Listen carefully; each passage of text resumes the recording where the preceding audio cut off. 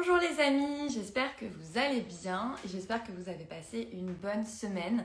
Voilà, cette semaine était un petit peu chargée de mon côté. Il y avait le lancement du programme Easy Start, donc mon programme débutant, donc c'est la première promo et c'était la première semaine. Donc ça s'est super bien passé, je suis très très contente, j'ai un super groupe d'hommes et de femmes, j'ai les deux qui sont très motivés voilà, pour être en pleine forme. Et donc du coup ça fait plaisir, j'ai passé une super semaine avec eux en plus bien sûr de toutes mes autres activités. Donc aujourd'hui je vous retrouve pour le live questions-réponses comme pour tous les dimanches. J'ai noté plusieurs des questions que vous m'avez déjà envoyées. Bien sûr comme d'habitude si vous avez des questions pendant le live n'hésitez pas du coup à me les poser.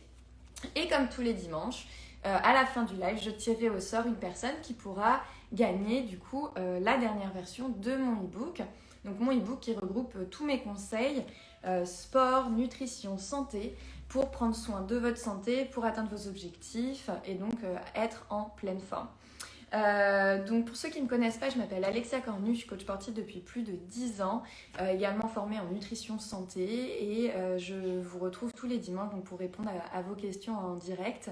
Je suis à San Francisco en Californie, donc du coup on n'est pas sur la même plage horaire.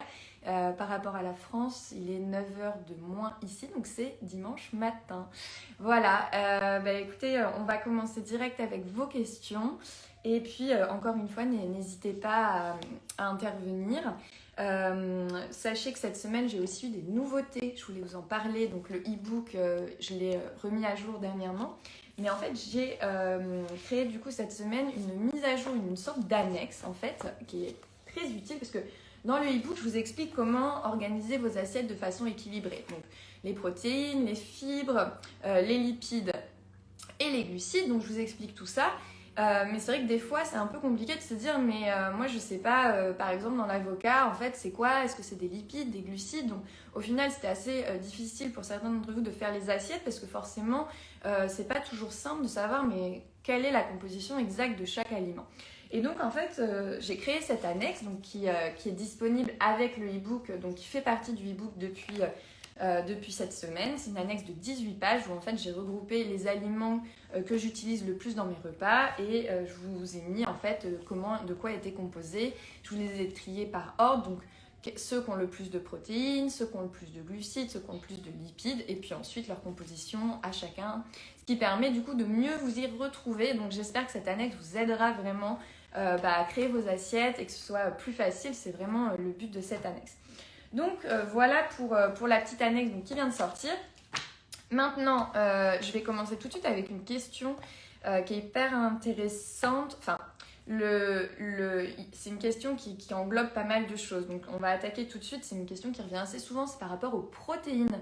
Voilà, souvent des personnes, donc végétariennes ou pas végétariennes, qui se demandent est-ce que je mange assez de protéines, comment est-ce que je peux manger plus de protéines, est-ce que les protéines en poudre sont intéressantes, etc., etc. Donc on va parler un petit peu de protéines pour commencer aujourd'hui.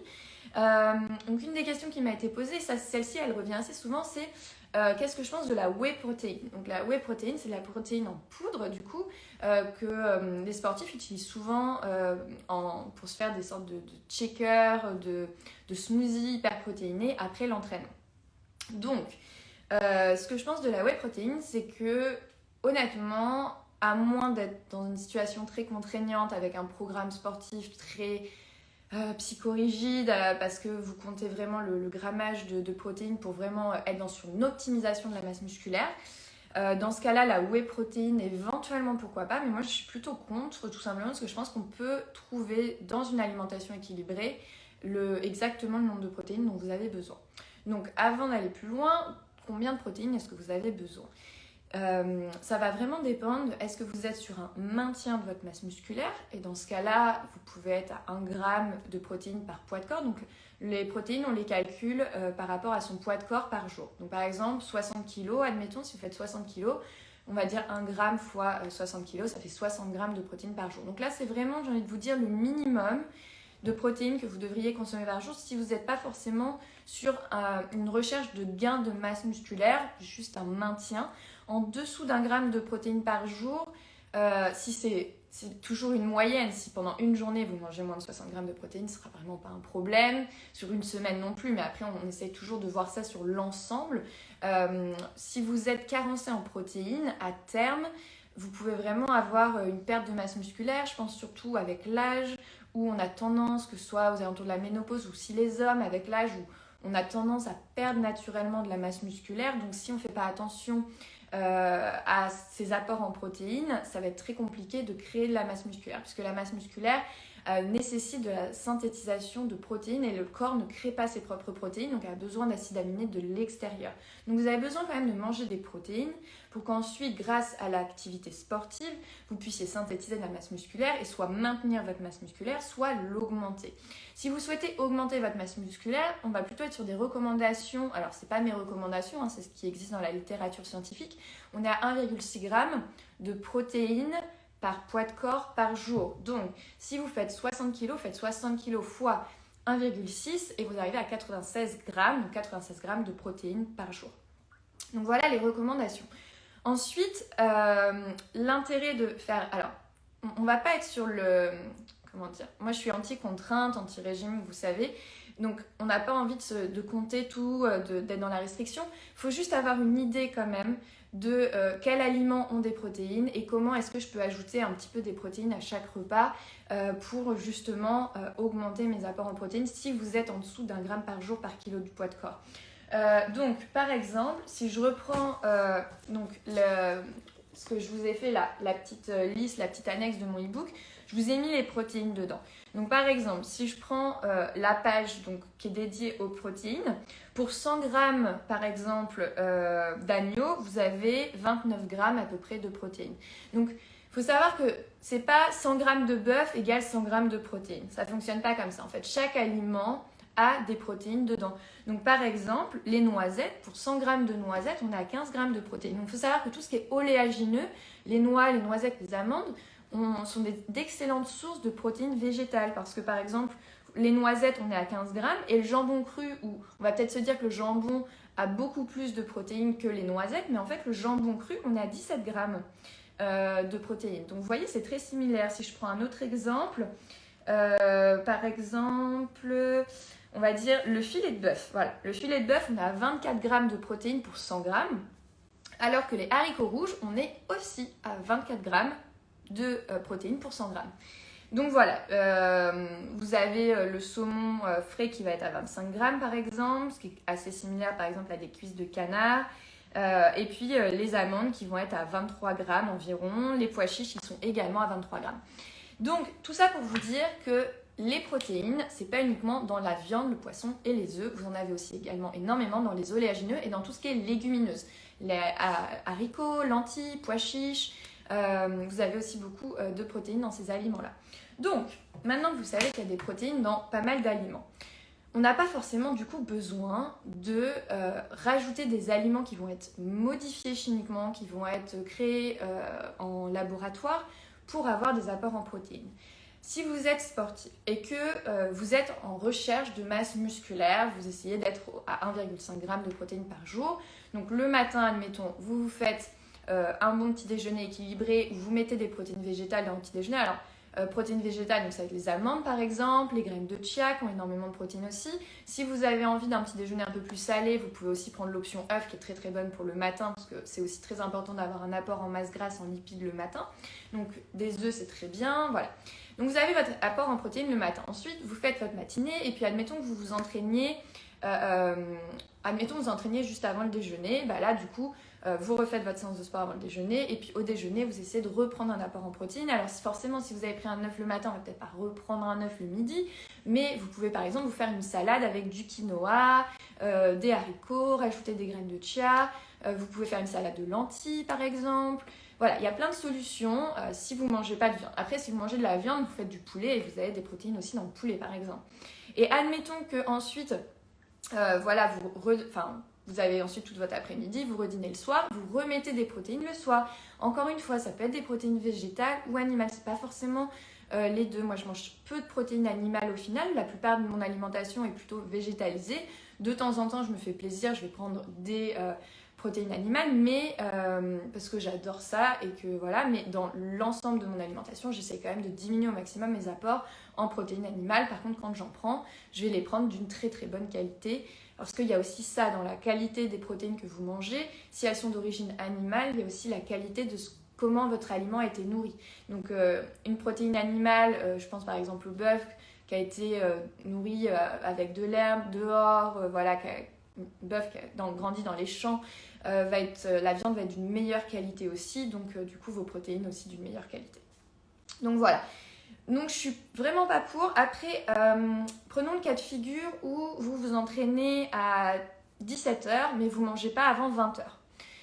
Ce qui va être intéressant pour les protéines, c'est de les consommer assez rapprochées de votre séance de sport. Encore une fois, on parle d'optimisation, d'accord ? Si vous cherchez juste à être en bonne santé, pas forcément augmenter votre masse musculaire, manger des protéines à chaque repas, ce que je viens de vous dire, ça convient. Maintenant, si vous avez envie de booster un petit peu votre masse musculaire, soit parce que vous avez perdu de la masse musculaire, vous êtes en période de ménopause, de changement hormonal, ou avec l'âge, vous avez vraiment l'impression d'avoir les muscles qui s'atrophient, vraiment d'être là, genre, je perds des bras, j'ai moins de masse musculaire, je sens que je perds. Uniquement faire de la musculation, ça ne va pas suffire. Votre alimentation va être très importante aussi. Donc, aider avec, par exemple, une prise de protéines dans les 30 minutes ou l'heure qui suit votre entraînement, ça va permettre d'optimiser la récupération de vos muscles et donc d'optimiser la synthèse de vos protéines. La synthèse de vos protéines, ça veut dire que votre corps arrive à les utiliser pour créer du muscle. Donc, pour cela, ce que vous pouvez faire par exemple, c'est manger des amandes après votre entraînement. Ou alors si vous voulez ça sous forme d'un smoothie par exemple, si je reprends l'exemple de la whey où c'est plutôt dans un shaker, une prise de smoothie, dans ce cas-là, après votre entraînement, vous pouvez vous faire un smoothie avec une banane, du beurre d'amande, du lait d'amande, vous mixez le tout, vous rajoutez des graines de chia et là vous avez un smoothie qui est uniquement avec des produits 100% naturels et qui va être très riche en protéines grâce au beurre d'amande, au lait d'amande et aux graines de chia qui sont les trois riches en protéines. Donc c'est des petits exemples, mais tout ça pour vous dire qu'en fait, prenez en priorité les protéines dans les aliments vrais. Et ensuite, si vraiment vous sentez que même avec des aliments vrais, en rajoutant des amandes, des graines de chia, en rajoutant du quinoa, des lentilles, des beans, des haricots, etc., vous n'arrivez toujours pas à avoir votre apport en protéines, là, éventuellement, pourquoi pas rajouter. Mais vraiment en dernier recours, voilà. Mon avis, en tout cas, sur les whey. J'espère que c'est clair pour les protéines et tout ça. C'est toujours important de vraiment de manger de tout. Alors après, moi, je suis pas pour manger plus, d'aller vraiment au-delà d'1,8 ou plus de grammes de protéines par poids de corps. Je vais vraiment vous recommander de rester aux alentours d'1,6. Ça peut être controversé, mais moi mon avis c'est que les protéines elles ont du mal quand elles sont en trop grande quantité, elles peuvent créer des déchets dans votre organisme et donc du coup alors bien sûr si les protéines sont de très bonne qualité ça va être vous risquez moins de créer des déchets, mais si les protéines sont en plus pas d'excellente qualité et que vous mangez plus, genre admettons que vous mangez 2 grammes de protéines par jour par poids de corps, ce qui paraît énorme, hein, donc je pense qu'on est en général pas dans ce cas-là, mais admettons, je parle pour les personnes qui vont faire des régimes paléo, keto, qui vont être vraiment hyper protéinés. Faites attention parce que si vous n'avez pas une alimentation équilibrée avec beaucoup de végétaux, aussi des glucides et des lipides, votre corps va galérer à traiter toutes ces protéines qui vont arriver en trop grand nombre et vous risquez d'avoir des problèmes aussi au niveau des reins par exemple. Ça s'est pas mal vu avec les régimes type keto, paléo. Donc voilà, faites bien attention de toujours équilibrer votre assiette. Il faut de tout dans votre assiette à chaque fois. Donc voilà. Encore une fois, n'hésitez pas pour ceux qui ont mon e-book à aller jeter un coup d'œil à l'annexe. C'est toujours intéressant de lire chaque ingrédient, parce que souvent on a des idées reçues et donc ça peut être pas mal en lisant des fois ce type d'annexe. Vous pouvez aussi chercher sur internet la composition des aliments. Ça peut être intéressant de savoir en fait dans tel aliment il y a aussi des protéines, je pensais pas, etc. Donc c'est toujours très intéressant. Alors j'ai vu des petits messages passer, donc je remonte le fil pour lire vos petits messages.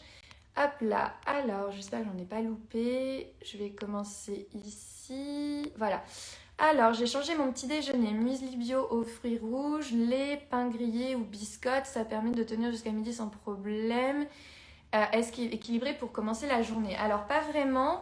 Muesli bio, ce sont des céréales, donc ce sont des glucides. Fruits rouges, on est sur des fruits, donc des glucides. Le lait, donc on est sur des protéines animales, mais on a aussi du coup le lactose qui est le sucre du lait, donc des glucides. Le pain grillé ou biscotte, on est aussi sur des glucides. Donc au final, là, ton petit déjeuner, l'exemple du petit déjeuner que tu me donnes, on est sur quelque chose qui va être très très très riche en glucides.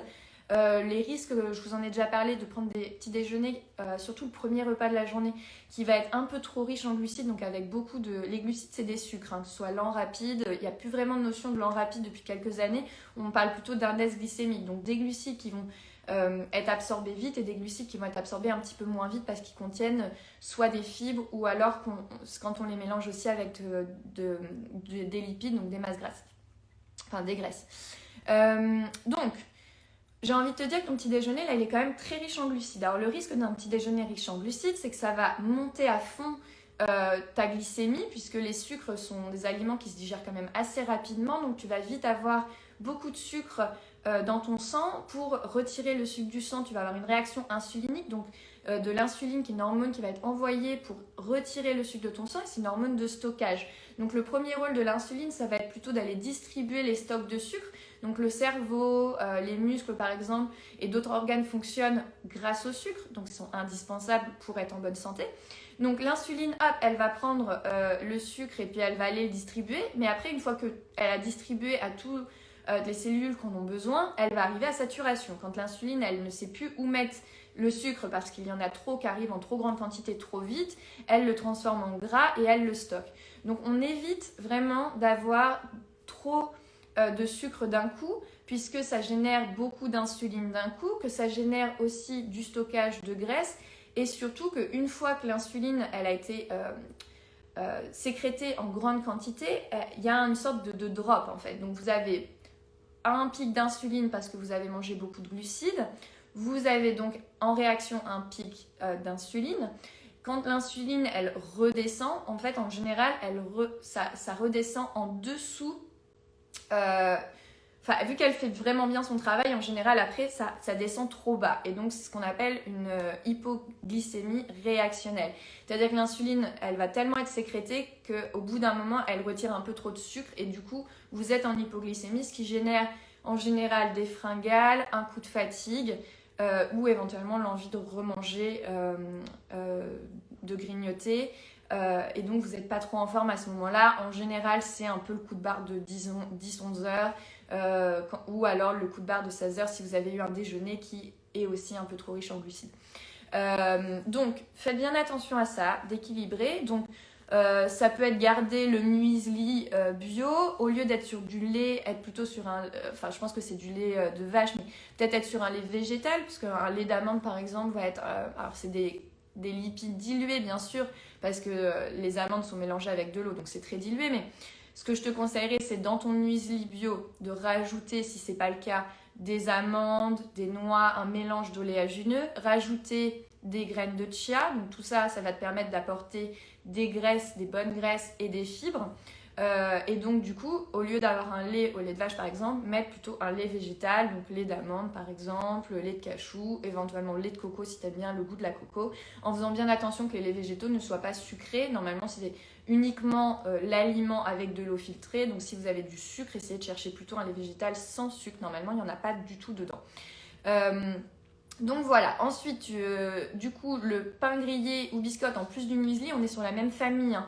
Que ce soit le pain ou les muesli, on est sur des céréales, donc j'ai envie de dire soit tu augmentes un petit peu la quantité de ton muesli et tu rajoutes surtout des graines de chia, des amandes, des oléagineux pour te faire quelque chose d'un peu plus costaud, ou alors dans ce cas là tu prends des belles tranches de pain grillé complet de préférence et là tu peux te rajouter par exemple du beurre d'amande dessus et manger tes fruits rouges. Alors les fruits rouges dans le muesli, je ne sais pas si c'est des fruits secs ou pas, mais je vous conseille de préférence de prendre les fruits entiers et non pas séchés, parce que quand ils sont séchés, il n'y a plus l'eau dedans et donc du coup on va avoir tendance à en manger plus. Sauf qu'il y a la même quantité de sucre dans les fruits secs que dans les fruits entiers, il y a juste l'envie, l'intention d'en manger un petit peu plus parce qu'ils sont plus petits et donc on a tendance à en manger plus, mais on a la même quantité de sucre, donc on évite aussi, privilégier davantage les fruits entiers. Donc si tu as un muesli avec pas trop de céréales, beaucoup d'oléagineux, des graines de chia, un lait végétal et des fruits entiers, là ça va être plus équilibré. Ou alors du pain grillé au pain complet avec des céréales, enfin riche en céréales et en fibres, avec des fruits et éventuellement du beurre d'amande pour avoir aussi la dose d'oléagineux et la partie masse grasse. Donc j'espère que j'ai répondu à ta question. C'était Lily, je crois. Donc voilà. Je voulais pas faire ça, voilà. Alors, où est-ce que j'en suis? Désolée, je remonte un peu parce que hop, je me suis mal débrouillée. Bon, je pense que là on est bon. Donc Lily, j'ai répondu à ta question. Est-ce que j'ai d'autres questions un peu plus bas? Bonjour, jambon blanc pour des protéines au petit déjeuner est-il considéré comme un produit transformé? Oui, un petit peu. Alors, c'est un moins pire, mais le jambon, ouais, c'est un peu transformé parce que... Et puis, faites attention, souvent, c'est très, très riche en sel, le jambon. Donc voilà. Après, ce sera toujours mieux d'avoir des œufs que du jambon blanc parce qu'il y a moins de sel et que, du coup, c'est moins transformé. Maintenant, c'est quand même mieux d'avoir du jambon blanc que du beurre, par exemple, ou que de ne pas avoir, du coup, de protéines au petit déjeuner. Donc, c'est toujours deux poids, deux mesures. Tac, tac, tac. Alors, ça a l'air clair. Il me semble que tu mets parfois de la poudre de chanvre. Ouais, ça m'arrive de mettre de la poudre de chanvre dans les smoothies. Le chanvre, donc c'est une herbe qui est très riche en protéines végétales. Donc moi, ça m'arrive des fois, suivant ma séance, suivant si je mange plus ou moins de protéines dans une période et que je sens que j'ai besoin de rajouter un petit peu plus de protéines, au lieu de mettre plus de beurre d'amande, parce que c'est quand même très riche en lipides, et ben je vais mettre je vais mettre moitié beurre d'amande et moitié poudre de chanvre. Donc comme toutes les poudres, hein, si vous prenez des poudres, voilà, comme la poudre de chanvre par exemple, moi c'est vraiment 100% chanvre. Donc c'est pas un produit, c'est un produit qui est transformé dans le sens où il n'est plus à son état d'origine, il est en état de poudre, mais il n'y a que du chanvre dedans. Donc il n'y a pas autre chose qui a été rajouté. Donc voilà, faites bien attention aussi à ça quand vous prenez des compléments, d'avoir des choses comme le beurre d'amande. C'est pas des amandes, mais c'est du 100% amande, donc ça reste un aliment qui se rapproche de son état d'origine. Donc quel serait le meilleur petit déjeuner? Je vous ai donné des exemples. Le meilleur petit déjeuner, c'est un petit déjeuner qui est équilibré, qui contient des glucides, des lipides, des protéines et des fibres. Encore une fois, vous avez mes conseils sur l'assiette idéale et comment composer vos assiettes dans mon e-book. Et puis maintenant, vous avez l'annexe qui vous donne les listes des protéines, des glucides et des lipides. Donc vous avez vraiment tous les outils maintenant pour adapter à ce que vous aimez. Tac, tac, tac. Aliments à conseiller pour arthrose. Alors, arthrose, j'ai pas forcément des aliments à conseiller. Plutôt, alors, je pense qu'il y en a, mais c'est pas non plus ma spécialité. Donc, je préfère ne pas dire de bêtises. Donc, je vais pas conseiller des aliments spécifiques pour l'arthrose. Par contre, pour tout ce qui va être inflammation articulaire, si vous avez tendance à avoir des problèmes articulaires ou des inflammations, des tendinites, ou de l'arthrose qui peut créer du coup un état inflammatoire, faites bien attention de diminuer tout ce qui va être pro-inflammatoire. Donc, faites attention au thé, au café, à la viande rouge, faites attention aux aliments transformés, aux produits laitiers et au sucre. Voilà. Donc tous ces aliments-là ont tendance à être pro-inflammatoires. Et à l'inverse, augmentez votre alimentation végétale, donc rajoutez davantage, par exemple, de verre, de végétaux dans votre alimentation, donc tout ce qui est vert, essayez d'en rajouter un petit peu plus dans chaque assiette. Ne mangez pas que ça, mais rajoutez un petit peu plus de verre, mettez de la salade ou des légumes à chaque repas, dans chaque assiette, pour essayer justement d'aider un petit peu à gérer l'état inflammatoire. Buvez énormément d'eau et faites bien attention de ne pas boire des boissons, même 0 calories, qui ne sont pas de l'eau. Donc c'est pour ça que je dis le thé, le café, la théine et la caféine vont plutôt avoir tendance à être pro-inflammatoires. Donc faites attention si vous avez tendance à avoir des inflammations, des tendinites, de l'arthrose. Essayez de ne pas boire trop de thé ou de café. Diminuez au maximum votre consommation. Vous n'êtes pas obligé de retirer. Sauf si vous êtes vraiment en crise, je vais vous dire arrêtez pendant quelques jours si vous êtes vraiment sur une crise. Mais sinon, c'est plutôt dans l'état général de diminuer un petit peu la consommation de ces aliments-là et d'augmenter votre consommation d'eau plate, sans saveur.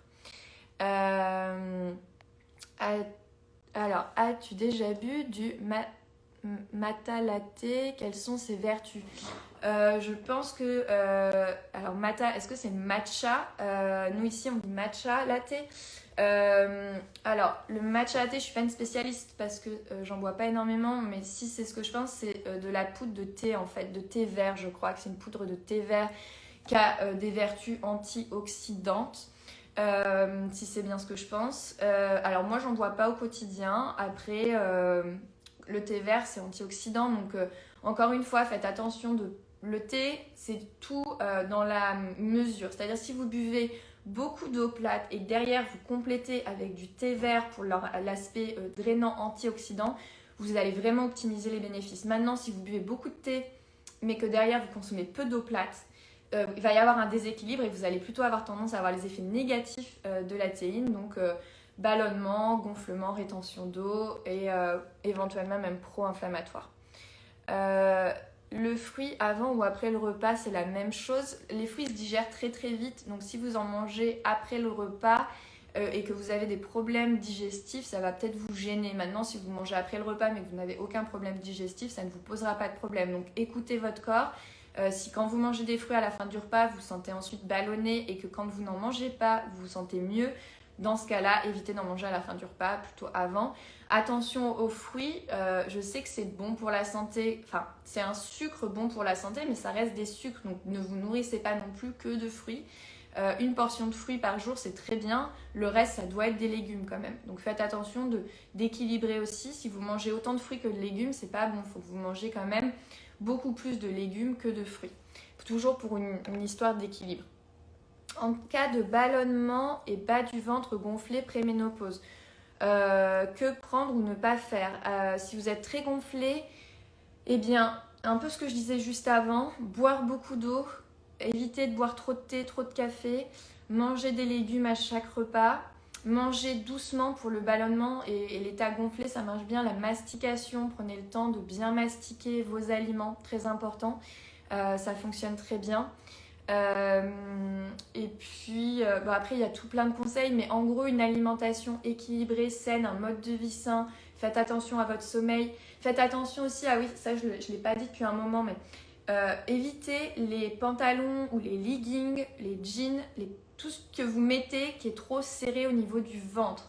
Ça peut vraiment créer des gros ballonnements, donc faites bien attention d'avoir des matières qui sont plutôt élastiques au niveau du ventre. Si le soir vous avez la marque du jean, la marque de la ceinture, c'est pas bon du tout et ça peut créer des ballonnements importants, des gros inconforts, des gaz aussi. D'accord, donc c'est important qu'au niveau de votre ventre ça circule bien et que vous soyez bien. Donc auto-grandissement, j'en parle souvent, j'en ai parlé pas mal dans le live la semaine dernière pour tout ce qui était ventre plat. Donc vous pouvez réécouter mon live de la semaine dernière où je donne beaucoup de conseils ventre plat. Mais voilà, faites bien attention aussi de ne pas avoir quelque chose qui vous serre le ventre. Penses-tu qu'il faille limiter le taux de glucides par repas? Certains préconisent de ne pas dépasser 50 ou 60 grammes de glucides par repas. Alors les glucides, ça dépend vraiment de votre activité. Si vous avez une activité professionnelle où vous bougez beaucoup, vous êtes actif, que vous faites du sport, etc., il va falloir plus de glucides que si vous êtes assis toute la journée. D'accord? Donc votre apport en glucides dépend vraiment de votre activité physique journalière. Plus vous êtes actif, plus il va en falloir. Voilà. Le cerveau, les muscles fonctionnent et d'autres organes se nourrissent de glucides. Donc ne pas en prendre dans un régime, pour moi, c'est une aberration. Il faut des glucides, comme il faut des protéines, comme il faut des fibres, comme il faut des graisses, des lipides. Donc voilà, mangez de tout. Et puis votre portion de glucides, faites-la plutôt en fonction du coup de votre taux d'activité. Moi j'ai plutôt tendance de vous dire mettez des glucides à chaque repas, mettez-en un petit peu plus quand vous avez fait une séance de sport avant, mettez-en un petit peu moins si vous êtes sédentaire et si vous ne faites pas beaucoup de sport. Mais voilà, essayez toujours d'avoir un petit peu de glucides. Et encore une fois, les glucides, il y en a aussi dans des aliments des fois insoupçonnés. Certains végétaux ont aussi des glucides par exemple. Donc ça ne veut pas forcément dire pâtes, riz, lentilles, enfin voilà, pain. Vous n'avez pas des glucides que dans ces aliments-là. Donc n'hésitez pas encore une fois à regarder, consulter l'annexe que je vous ai fait du e-book. Lisez tous les aliments qui contiennent des glucides et vous verrez que des fois en fait vous vous dites, ah bah je pensais qu'il n'y avait pas de glucides dans mon assiette parce que j'ai pas mis de riz, j'ai pas mis de pâtes ou il n'y avait pas de pain. Et en fait, vous en avez parce que dans les végétaux que vous avez utilisés pour faire votre assiette, il y avait quand même des glucides. Donc voilà mon avis. Oui, donc matcha, du coup je t'ai répondu. Quels sont les aliments à privilégier en période de ménopause? Merci. Pas d'aliments à privilégier si ce n'est suffisamment de protéines parce qu'en période de ménopause, on va vraiment avoir tendance à perdre de la masse musculaire. Donc manger suffisamment de protéines, très important. Faire du sport, manger très équilibré. Voilà, en période de ménopause, vous avez vraiment ces changements hormonaux qui viennent mettre un coup de pied dans la fourmilière et qui vous détraquent absolument votre métabolisme dans tous les sens. Donc des fois, ça peut être un peu difficile à gérer à cause des hormones parce que c'est un peu n'importe quoi. C'est pas grave, c'est une période. Essayez de rester dans un mode de vie le plus sain possible. Ne faites pas de régime restrictif s'il vous plaît, parce que quand vous faites un régime restrictif, vous faites chuter votre métabolisme. Et le métabolisme, il est déjà en train de chuter à la ménopause. C'est pour ça que vous prenez du poids. Prenez du poids à la ménopause parce que votre métabolisme, votre masse musculaire va avoir tendance à chuter. Et du coup, vous avez besoin de moins de calories parce que vous avez un métabolisme qui tourne au ralenti, une masse musculaire qui tourne au ralenti. Et se dire, parce que j'ai besoin de moins de calories, mon métabolisme ralentit, donc je vais faire un régime hyper restrictif où je vais me faire mourir de faim, ou alors je vais retirer plein d'aliments de mon alimentation pour manger que certains aliments, et c'est pas viable sur le long terme. Ça veut dire que vous allez dans une restriction, donc psychologiquement, vous vous mettez vraiment dans une situation de privation qui est vraiment mauvaise. Le risque de ça, c'est que derrière, quand vous allez avoir une sortie avec des amis, quand vous allez retourner au restaurant, quand vous allez remanger normalement, vous avez tellement baissé votre métabolisme que là, vous allez grossir en mangeant rien. Donc faites bien attention. Augmentez la qualité de vos apports, mais ne diminuez pas les quantités. Juste, par exemple, si vous avez tendance à manger beaucoup de glucides transformés, donc beaucoup de pain, beaucoup de riz, beaucoup de pommes de terre, par exemple, dans votre alimentation de tous les jours, gardez ces aliments, mais diminuez-les et augmentez les végétaux, augmentez les légumes, par exemple. Faites bien attention d'avoir des protéines matin, midi et soir. Et mangez doucement, mastiquez bien, mais continuez de manger à votre faim. Faites bien attention à ça. Mangez mieux, mais mangez autant à votre faim, en fait. Parce que sinon, vous allez complètement faire chuter vos besoins, parce que le corps, il n'est pas bête. Faut pas le prendre pour un idiot. Si vous avez besoin de... Admettons, avant, vous aviez besoin de 1800 calories par jour. Et donc, vous mangez 1800 calories par jour, à peu près, sans compter, mais approximativement, parce qu'il n'y a pas besoin de compter exactement. En général, le corps se régule, mais bon, admettons. Vos besoins, c'était 1800, vous mangiez à peu près 1800, ça se régulait, votre poids était stable. Les années passent, la ménopause s'installe et vous faites peu d'activité musculaire, de renforcement musculaire, de musculation. Et donc, du coup, naturellement, vous perdez de la masse musculaire. Ça arrive tout le temps, c'est ce que je vois la plupart du temps. Vu que vous perdez de la masse musculaire, votre métabolisme baisse parce que la masse musculaire, c'est elle aussi qui fait que vous avez un métabolisme haut, donc que vous avez des besoins caloriques un peu plus élevés. La masse musculaire chute, donc vos besoins caloriques chutent aussi. Donc au lieu d'avoir besoin de 1008, vous avez besoin maintenant de 1005. Sauf qu'en fait, vous mangez toujours 1008 parce que votre mode de vie n'a pas vraiment changé. Donc en fait, il y a 300 calories là qui commencent à s'accumuler en fait, qui commencent un petit peu à faire que y a du gras qui s'installe, vous prenez un petit peu au niveau du ventre, etc. etc. Donc, vous allez vous dire, bon je vais faire un régime et je vais manger 1003 par jour. Sauf que là, du coup, vous êtes dans une grosse restriction par rapport à vos besoins qui sont à peu près à 1005. Et donc, vous allez manger 1003 par jour et votre corps, au début, il va perdre du poids parce que vous mangez moins que ce que vous avez besoin. Et puis, en fait, très vite, votre corps, il va se dire, oh là là, mais en fait, elle me donne moins que ce que j'ai vraiment besoin. Donc, en fait, moi, je vais m'ajuster. Vu que j'ai pas envie d'être dans une difficulté, je vais baisser mes besoins. Donc, en fait, votre métabolisme, il était à 1005, mais du coup, il va se baisser à 1003.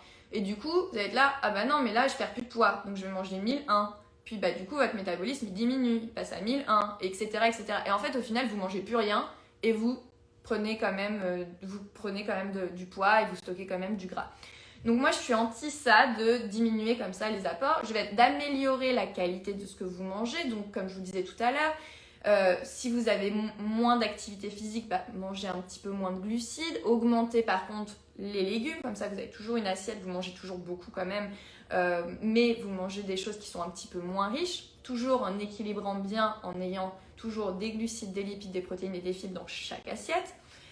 Et puis, on va plutôt, au lieu de diminuer ce qu'on mange, ce qui me paraît au bout d'un moment complètement ridicule, et puis ça crée de la frustration, des troubles du comportement alimentaire. Socialement, vous pouvez plus aller au resto avec les copines parce que du coup, vous pouvez plus manger ce que vous voulez. Donc, en gros, tout ça pour moi, c'est très négatif et l'impact psychologique encore plus que l'impact sur votre corps. Donc, je vais vous dire, pourquoi est-ce qu'on ne ferait pas plutôt en sorte que le corps il ait besoin d'autant de calories. Donc, quand vous étiez à 1008 et vous perdez, parce que vous perdez de la masse musculaire, vous tombez à 1005, bah pourquoi est-ce qu'on ne ferait pas en sorte de retourner à 1008, d'accord? Et pourquoi est-ce qu'on ne ferait pas en sorte de muscler le corps pour que les besoins de votre corps retournent plutôt à 1008? Et comme ça, du coup, vous pouvez continuer de manger de tout. Et grâce à votre masse musculaire, votre poids est stable. Donc j'ai plutôt la tendance à vous inciter à faire cette démarche-là, de vous dire... Je vais augmenter ma masse musculaire, je vais augmenter un petit peu mon activité physique, choisir mieux mes activités sportives en fonction de mes besoins. Et encore une fois, dans mon e-book, je vous explique bien quel est l'impact de chaque activité physique, la musculation, les activités cardio, les activités d'endurance, qu'est-ce qu'elles vous apportent et lesquelles sont les plus pertinentes quand vous cherchez à augmenter votre métabolisme et à perdre de la masse grasse. Mais essayez d'avoir plutôt cette approche au lieu d'être dans une approche restrictive de frustration qui ne va que générer des choses négatives. Donc voilà ma vision. Encore une fois, c'est que ma vision et mes conseils. Ensuite, voilà, du coup, chacun a sa version. Quoi penser des energy balls avant ou après le sport? Les energy balls, ça peut être un bon moyen aussi. Je vous parlais tout à l'heure du smoothie par exemple après le sport pour prendre des protéines. Ça peut être des protein balls. Donc vous faites des petites il y a plein de recettes sur internet. Je n'ai pas de recette moi de protein ball, mais on en trouve plein sur internet. Faites juste attention que ce soit du coup le plus naturel possible avec des aliments vrais et aussi que ce soit à base du coup d'aliments riches en protéines.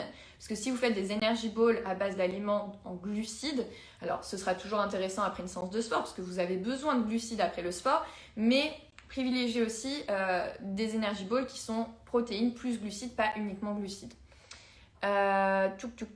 Bonjour Alexia, j'ai raté une grande partie du live. Ouais, regarde-le en replay, il n'y a pas de souci. Bon bah super. Rester active à la ménopause pour garder un bon métabolisme, exactement. Qu'est-ce que je pense du jeûne intermittent? J'en pense beaucoup de bien, mais je pense que c'est pas fait pour perdre du poids. Je pense que je vous fais en gros parce que j'ai des lives en fait. Retournez dans mes IGTV, j'ai des lives où je parle que du jeûne intermittent, donc vous aurez tous les détails. Mais si je dois vous dire en gros ce que je pense du jeûne intermittent, c'est que c'est très bien pour gérer votre énergie, donner du repos à vos organes et laisser votre corps se régénérer. Donc je pense que du bien.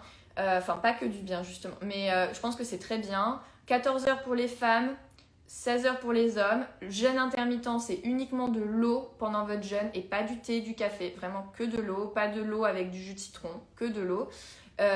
Et faites pas du jeûne intermittent pour perdre du poids parce que sinon vous allez encore être dans cette idée de restriction. Faites du jeûne intermittent juste pour augmenter le temps de repos de votre organisme, qu'il ait le temps de se régénérer et pour vous sentir mieux. Voilà, si je dois faire très court sur le jeûne intermittent, mais encore une fois, allez voir mes IGTV, j'en parle beaucoup. Associer les féculents aux légumes, très important pour diminuer l'index glycémique grâce aux fibres. Exactement, bon bah c'est parfait, c'est ce que je dis tout le temps. Pour ma part, je suis au contraire jamais rassasiée. Alors si vous n'êtes jamais rassasiée, faites bien attention de la mastication, mangez doucement. Le fait de prendre le temps de manger, de faire que ça, souvent on n'est pas rassasié parce qu'on mange très vite et on fait autre chose en même temps. On regarde la télé, on regarde son téléphone et en fait on n'est pas concentré sur ce qu'on fait. Donc si vous avez tendance à ne jamais être rassasié, faites bien attention d'avoir une assiette équilibrée comme je dis d'habitude. Donc toujours d'équilibrer avec les fibres, les protéines, les glucides, les lipides, première chose. Les protéines ont tendance à être satiétogènes, donc c'est important aussi d'avoir des protéines dans votre assiette parce que c'est ça aussi qui va vous rassasier.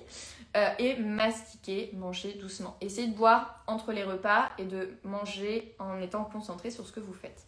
Ça aide beaucoup pour la partie d'être rassasié. J'ai des difficultés à digérer les féculents, comment faire? Du coup, j'évite d'en manger. Alors, est-ce que ça dépend quel féculent. Si tu as des difficultés à digérer, par exemple, les lentilles, les pois chiches, les haricots,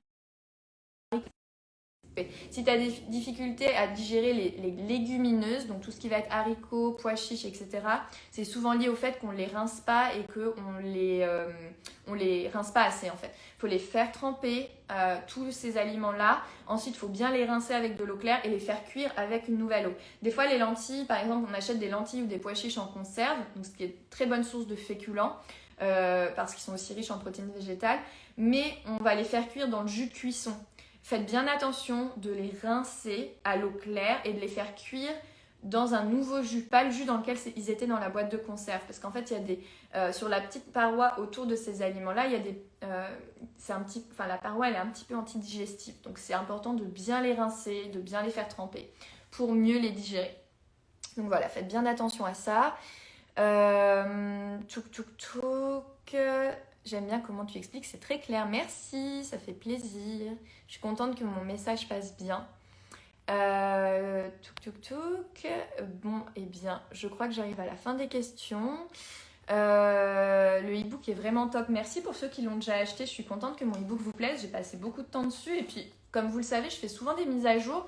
Et sachez que quand vous avez acheté mon e-book une fois, vous recevez gratuitement les mises à jour à chaque fois. Donc par exemple, l'annexe que je viens de rajouter, les personnes qui avaient déjà acheté mon e-book, vous avez reçu l'annexe gratuitement. Donc voilà, une fois que vous l'avez acheté, vous recevez tout gratuitement. Ce qui est plutôt intéressant parce que à chaque fois que je rajoute des grosses parties, donc la dernière fois j'avais quand même fait une mise à jour où j'avais rajouté plus de 15 pages. Quand je rajoute beaucoup de choses, le prix du e-book a tendance à augmenter parce que sa qualité augmente. Sachez que quand vous l'avez acheté à son prix et du coup vous recevez toutes les mises à jour gratuitement, alors que si vous attendez à chaque fois, vous risquez de l'acheter plus cher. Donc je vous invite à vous le procurer le plus tôt possible. Malgré des étirements, j'ai toujours des douleurs musculaires. Est-il dangereux de poursuivre la musculation? Non. Alors, il y a plusieurs choses. Les étirements, c'est du préventif par rapport aux courbatures. Donc, je pense que je ne sais pas si j'aurai le temps de tout faire pour ça parce qu'il y a un gros chapitre là-dessus. Mais en gros, les étirements, ça permet d'augmenter votre élasticité musculaire, d'avoir un muscle qui est en meilleure santé, qui est mieux. Donc, ce muscle, il va avoir moins tendance à être courbaturé parce que vu qu'il est plus élastique, il a moins tendance à se fissurer. Les courbatures, ce sont des fissures, des micro-lésions musculaires. Quand votre muscle se répare, il se répare plus fort qu'il était avant. Donc, c'est pour ça que c'est pas inintéressant d'avoir des courbatures. C'est pas grave si vous en avez pas non plus parce que vous pouvez avoir une très bonne élasticité musculaire et du coup ne pas avoir de courbatures forcément. On va avoir plus de courbatures quand on va faire des activités avec plus d'impact ou alors quand on va faire des activités parce qu'on n'en a pas fait depuis longtemps parce que vu que votre masse musculaire va avoir tendance à plus facilement se déchirer. Et donc ensuite vous avez des courbatures quand le muscle se répare. Il se répare toujours plus fort donc c'est intéressant. Maintenant, les étirements, c'est pour l'élasticité, c'est du préventif, comme je vous disais. Donc, c'est pas le fait de faire des étirements après la muscu qui va faire que vous n'allez pas avoir de courbature. C'est plutôt le fait de faire régulièrement des étirements qui va faire que votre fibre musculaire ne casse pas et que donc, du coup, vous n'avez pas de courbature. Maintenant, si vous avez beaucoup de courbatures tout le temps, il y a plusieurs choses à voir. Est-ce que vous buvez suffisamment d'eau avant, pendant, après la séance de sport? Le fait d'hydrater, de drainer, permet d'avoir moins de courbatures et surtout de récupérer mieux de vos courbatures. Donc ça, c'est la première chose. Est-ce que vous avez un temps de repos qui est qualitatif? Votre sommeil, est-ce que vous dormez bien? Est-ce que votre corps est en bonne situation pour se régénérer? Est-ce que vous mangez suffisamment de protéines et de glucides? Puisque les muscles ont besoin comme carburant de glucides, mais pour se construire, ils ont besoin de protéines pour régénérer les tissus et synthétiser du muscle. Donc, est-ce que vous mangez suffisamment de protéines? On en revient, j'en parlais au début du live. Donc, pensez bien à tout ça. C'est hyper important de faire de la musculation. Donc, oui, on poursuit la musculation. Maintenant, si tu as beaucoup de courbatures, c'est peut-être un niveau trop avancé par rapport à toi. Donc, peut-être diminue un peu le niveau le temps que ton corps s'habitue et puis petit à petit réaugmente le niveau. Ça, c'est une première chose. Mange suffisamment de protéines, mange suffisamment de glucides, fais attention à la qualité de ton sommeil, bois beaucoup d'eau avant, pendant, après. Donc voilà, c'est toujours global. Et ensuite, quand vous avez des courbatures, une fois qu'elles sont là, bougez. Si vous avez des courbatures et que vous restez assis toute la journée, vous allez en avoir encore plus. Donc faites bien attention. Si vous avez beaucoup de courbatures, bougez. Faites de la marche, faites de la mobilité, faites des choses à basse intensité pour ne pas recréer des courbatures, mais bougez. Parce que quand vous bougez, ça draine. Donc c'est très important de bouger quand vous avez des courbatures. Voilà les amis, j'espère que c'était assez clair. Alors c'est plutôt pas terrible, dans ce cas-là ça peut être lié au gluten. Je réponds à ta question. Essaye plutôt du coup de manger des féculents sans gluten pendant quelques temps, pas tout le temps, mais pendant quelques temps. Essaye de diminuer un peu tes apports en gluten et vois si c'est mieux ou pas. Et dans ce cas-là, ça veut dire que pendant quelques temps, tu vas peut-être avoir besoin de manger avec un peu moins de gluten pour régénérer ta flore intestinale, ton microbiote. Et mange beaucoup de végétaux et après réintroduis ces aliments en petite quantité, ça peut aider. Merci pour les compliments du e-book, ça fait plaisir. Bon, je vais m'arrêter là. Alors, j'ai des questions que je vais noter. Que penses-tu balance impédance-métrie pour voir si la masse musculaire augmente? Moi, je suis pas trop pour les balances qui vous donnent les infos sur... Enfin, voilà, je trouve que c'est pas très pertinent. En général, c'est pas hyper précis. Donc, si vous voulez voir si votre masse musculaire augmente, vous pouvez acheter une pince à appui cutanée éventuellement, où en fait c'est en fonction de votre... vous pincez à certains endroits. Moi je le fais avec mes clientes, je leur mesure leur masse musculaire en fait avec une pince à appui cutanée et en prenant les circonférences pour voir si la masse musculaire augmente. Mais les balances en général, je trouve que c'est pas très précis. Donc voilà, c'est mon avis. Encore une fois, il y en a peut-être qui sont bien, mais moi j'ai pas l'impression que ce soit hyper pertinent. Touk.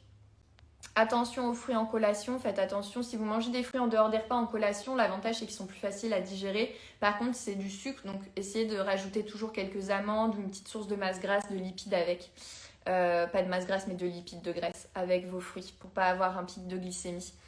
Je n'arrive pas du tout à gérer mes envies de sucre. Je me redonne quelques jours et après je craque et je mange en quantité énorme. Il faut trouver un équilibre, c'est que tu es trop dans la restriction, c'est pour ça qu'après tu exploses. Lis mon e-book et essaye d'appliquer tous mes conseils pour les fringales de sucre, ça va vraiment t'aider. On peut voir le e-book sur un téléphone? Oui, complètement. Le e-book, il est disponible sur tablette, téléphone. C'est un e-book interactif, donc vous pouvez cliquer dessus. Il y a même des petits tableaux à remplir, en fait. Vous avez des exercices à faire, des tableaux à remplir dedans. Moi, je l'ai imprimé, mais vous allez l'avoir en version numérique. Il y a comment prendre ces mesures, justement, des petits tests physiques à faire pour voir si vous progressez dans votre entraînement, mes conseils alimentaires, etc., etc. Vous avez plein de choses dedans. Si vous voulez vous le fournir, il est disponible sur mon site internet. Donc, vous avez soit le lien dans ma bio, soit vous allez sur alexiacornu.com et vous avez un petit onglet e-book et vous avez toute la description pour le recevoir. Alors, j'ai d'autres questions que je vais pas traiter. Je vais m'arrêter, je vais tirer au sort quelqu'un pour le e-book. Donc, que penses-tu des séances de renforcement musculaire avec haltères souple, poignet, cheville? Je note pour la semaine prochaine. La marche efficace pour limiter les courbatures? Oui, merci pour les explications. Pour commander le e-book, rendez-vous sur mon site. Merci à vous. Pince à plis cutanés. Mais après, voilà, je pourrais vous la montrer la prochaine fois. Merci pour tout. Il reste plus qu'à organiser un stage à San Francisco quand vous pourrez voyager. Eh bien, écoute, c'est une très bonne remarque parce que j'avais pas prévu d'en parler aujourd'hui, mais puisqu'on en parle, je vais rentrer au mois d'août en France et je suis en train de regarder pour organiser un stage sport bien-être au mois d'août en France. Donc, je vous en dirai plus prochainement. Mais je suis en train de regarder pour organiser ça. Donc voilà, je vous en parlerai plus quand le stage sera monté. Tirage au sort du e-book. Tac. Et stop. On a Steph Dugas. STEPHDUGA. Tu gagnes mon e-book. Félicitations. Alors, tu m'envoies ton email par message privé. Tu m'envoies un petit message privé avec ton email et je t'envoie le e-book. Tu vas du coup le recevoir gratuitement. Voilà les amis, et bien je vous donne rendez-vous à la semaine prochaine, dimanche prochain. Je vous remettrai des petits stickers dans mes stories Instagram pour me mettre du coup vos questions pour le live de la semaine prochaine. Et puis, je vous souhaite une excellente semaine. Prenez bien soin de vous et à très vite. Ciao!